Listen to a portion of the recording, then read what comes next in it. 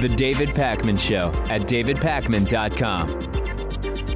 Welcome to the bonus show. I found out about YouTuber Logan Paul yesterday because merely by chance, producer Pat told me about the Paul brothers, Logan Paul, and what's the name of the other guy? Jake Paul. They both have 15 million subscribers. Yes, Peace. big YouTubers.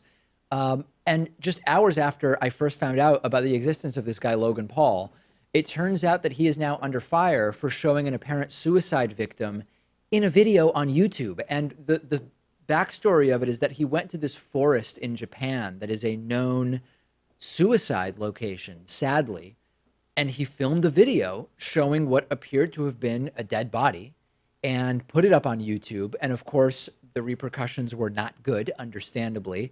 It has completely blown up in his face. I saw his apology video that he did yesterday on his channel saying it was the wrong thing to do and he regrets having done it and that it was disrespectful to people who struggle with suicide, suicidal ideation, presumably if people who have attempted to take their lives but did not.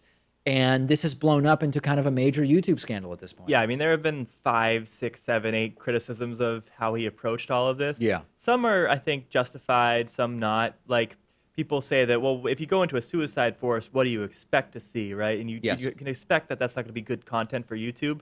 But if it just turns out that he just spends a night there and it's haunted and creepy, I mean, I think that could be... Like a ghost hunter type of thing? Like if he thought it was just a... Yeah, I guess. I mean, I don't know.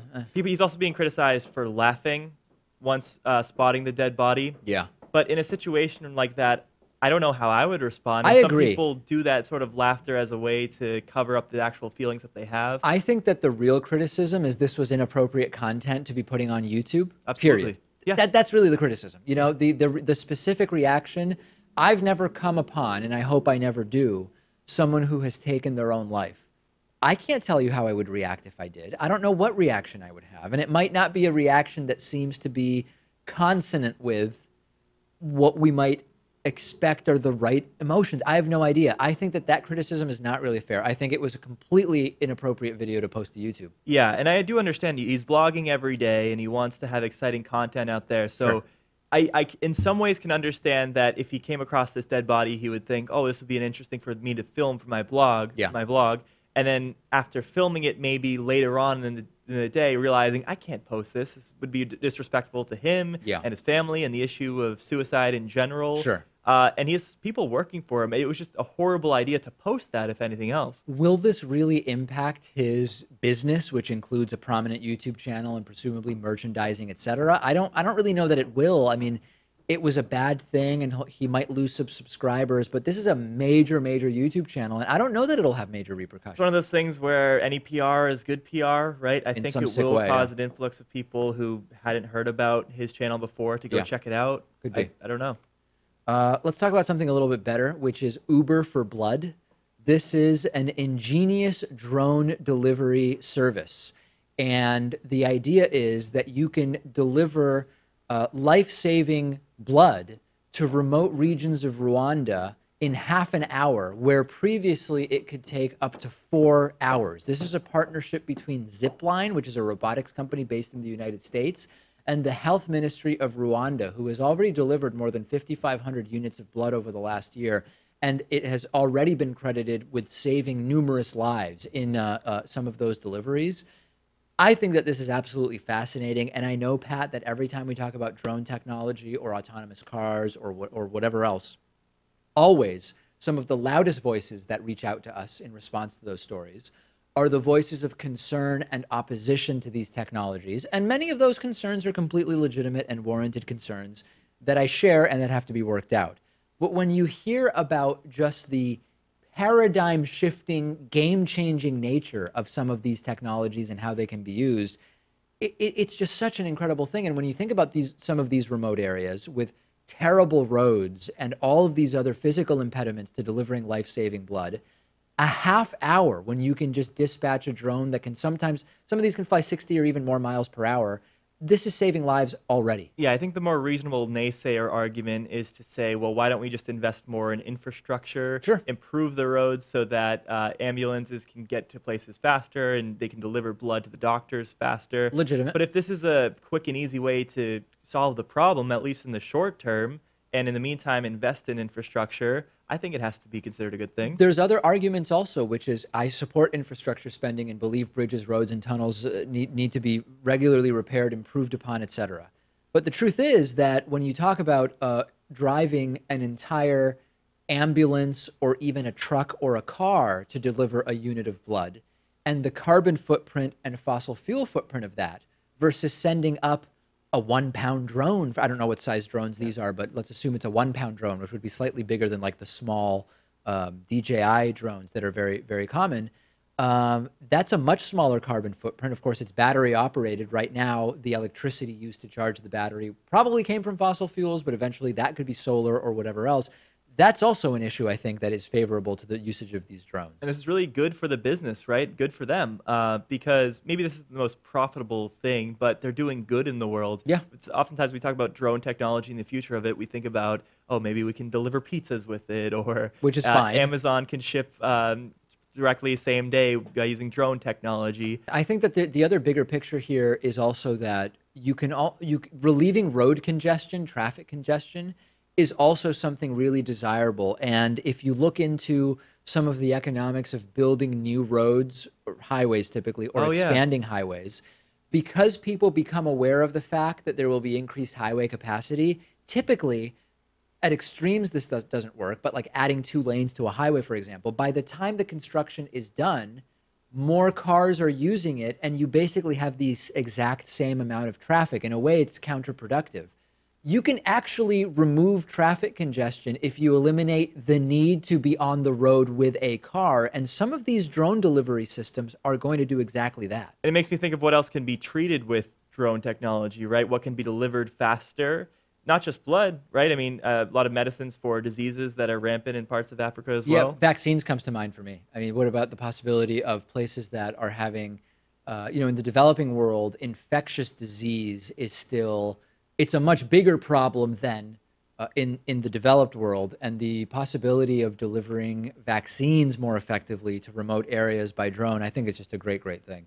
Let's talk a little bit about Amazon and Target. There's an analyst who is predicting that Amazon will try to buy Target during 2018.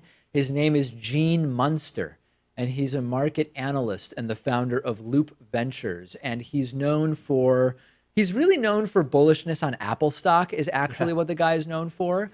And he has tended to be right that it'll go up because it has done very well for a long time. But he usually overstates by how much.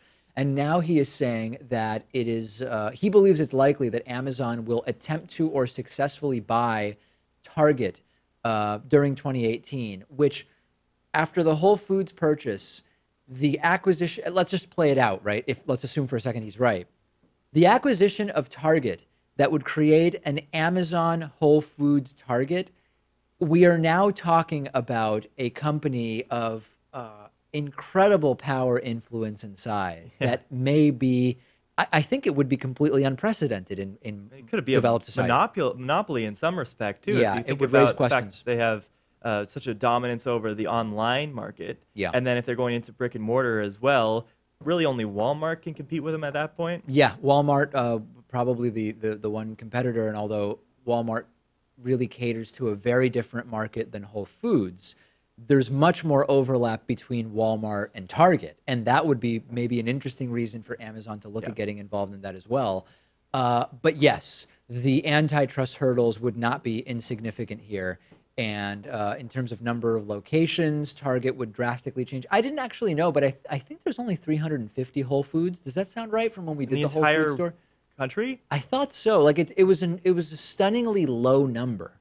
And Target has about 2,300 locations. Yeah. So that's a major change potentially. Yeah. So Amazon's purchase of Whole Foods was valued at $13 billion.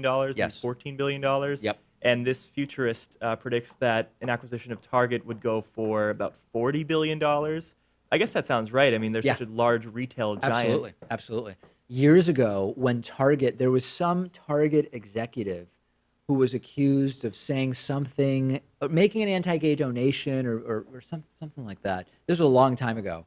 And we called Target corporate headquarters and got someone. At the time, I didn't really have much knowledge about consent laws for recording phone calls or whatever. Man. We just called, and I think I said we're on the air or something like that. some lowly person in the PR department just kind of said nothing to me and eventually left us some kind of voicemail. Yeah. It was just one of those stunts. Every time I hear of Target, I'm reminded of it. You could have said that you were recording the call for quality purposes. Quality assurance purposes. Quality assurance purposes. When I went to Minneapolis for Netroots Nation, the Progressive Media Conference, it's been years since I've been to it, but I used to go to it frequently. One year it was in Minneapolis, which is where Target headquarters is. Everything is Target in that city. Like just anything you can imagine that could be sponsored by Target is. And I think the baseball stadium also is like Target, although I could be wrong about that, but I think it is. And I went to like the big Target in Minneapolis and I was completely underwhelmed. I just needed toothpaste. That was it. Yeah. And I just don't, the other day I overheard someone talking about a great big mall somewhere as a very interesting thing. I think in like King of Prussia, Pennsylvania, maybe is where the biggest mall in the U.S. is. What about Mall of America? That's number 2, I believe. Yeah. And I just don't care. I try to avoid malls, not go to malls. But some people like malls and big department stores and whatnot. I get the only real reason is if you need it same day, and I think that's why the brick and mortar stores will be around for the foreseeable future. Counterpoint: Amazon already has same day delivery in Boston. You do it early enough. Yeah, you have to do it early enough in the day for sure. And once they have drone delivery, like we talked about earlier, and they've also floated the idea of, I think it's called Amazon Go, building up grocery stores and being able to just like swipe your phone and you can just take whatever you want and go. There's no checkout process. Yeah, they have one in Seattle. Oh yeah, where it's connected to a payment method that you have on file with Amazon, and you go in and there's no cash registers. You basically just take a bag. And you just fill the bag and then you leave, and then the system charges you for what you bought. And if they can do that for groceries, there's no reason why they couldn't do it for the goods that they have at Target. Sure. I mean, they are significantly more expensive, right? Yeah. So there could be a concern there. And you've got to keep the shaving razors locked up, obviously, of course, because you can't. That people are just not. We can't have nice things. We can't have access to those things freely, because do you think it's that people steal the razors, or do you think it's that because the razors are sharp that they do that? It must be that people steal them, right? Aren't razor refills like $30? They're expensive. They are expensive. They're very expensive, but I'd have to imagine it's more of a safety concern. Yeah. But I think it's the theft. Yeah, because I don't know, but like cough medicine, I think you have to be 18 to purchase that. You do. Yeah, no, they don't that's lock a it away thing. typically. No, but I think when you go to check out, they ask for an ID. Yeah. Yeah, I experienced that. I was buying something for my girlfriend. I think it was NyQuil. And they asked for my ID, and they scanned my ID. And I said, what's that about? They said, you've got to be 18 to buy it. And they don't want you to make meth too, right? I think that's part of it. Yeah, you can make meth with the ephedra that's in some of those medicines or something. I don't know anything about this stuff. Okay, that's it for today's bonus. Thank you. The David Pakman Show at davidpakman.com.